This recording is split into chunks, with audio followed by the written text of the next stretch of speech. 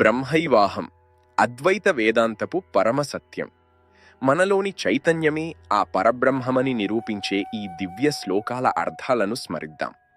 నిర్వికారం, నిరాకారం, నిరంజనమనామయం. మార్పు లేనిది, రూపం లేనిది, నిర్మలమైనది అయిన ఆ పరిపూర్ణ పరబ్రహ్మమునే నేను. ఇందులో సందేహం లేదు.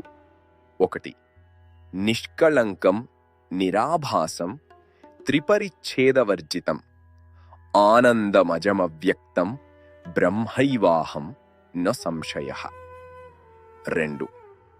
నిర్విశేషం, నిరాకారం, నిత్యముక్తమవిక్రియం, ప్రజ్ఞానైకరసం సత్యం, బ్రహ్మైవాహం న సంశయః.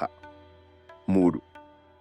శుద్ధం బుద్ధం స్వతసిద్ధం, పరం ప్రత్యగఖండితం, స్వప్రకాశం పరాకాశం, బ్రహ్మైవాహం న సంశయః. 4.